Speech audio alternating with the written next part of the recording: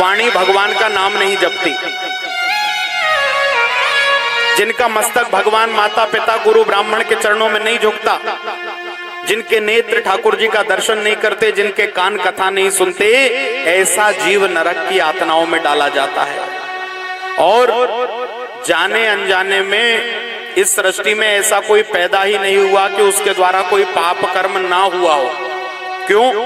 क्योंकि ब्रह्मा जी के द्वारा जैसे धर्म प्रकट हुआ, वैसे ही ब्रह्मा जी की पीठ से अधर्म प्रकट हुआ है। जैसे इस सृष्टि में ब्रह्मा जी ने पुण्य बनाया, वैसे ही पाप बनाया है।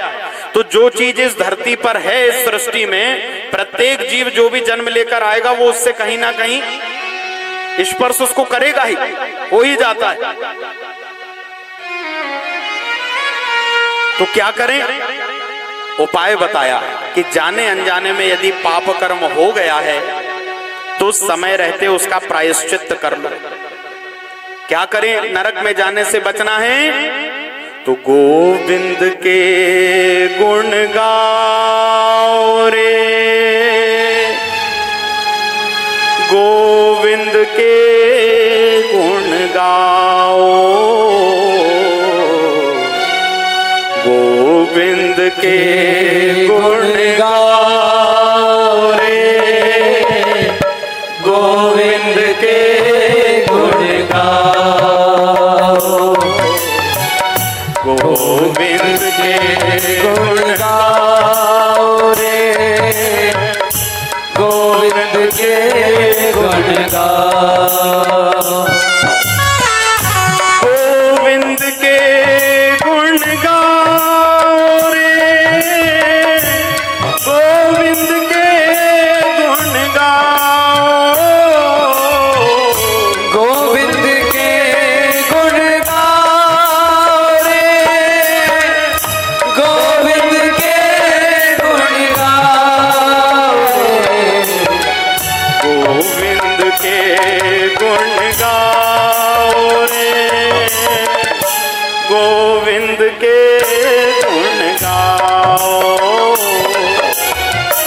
गोविंद के गुण गाओ रे, गोविंद के गुण गाओ। केचिद केवल या भक्त्या, नरक से जाने से बचना है, नोट कर लें। केचिद केवल या भक्त्या वासुदेव परायणा, केवल एक ही उपाय है, भगवान वासुदेव की शरण ग्रहण कर लेना, उनकी भक्ति में उतर जाना, उनका नाम जप शुरू कर देना, कथा सुनना शुरू कर देना, तो दुनिया का ऐसा कोई पाप ही नहीं है जिसको काटने की क्षमता भगवान का नाम और भगवान की कथा नहीं रखती।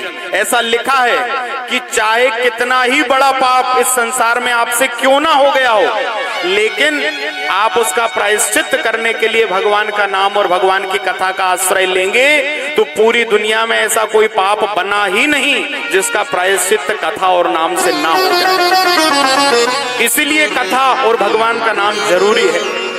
जाने अनजाने में गलतियां सबसे हो जाती हैं। नरक में जाने से बचना है, यातनाओं को भुगतने से बचना है, तो गोविंद के गुण गाओ, गोपाल के गुण गाओ।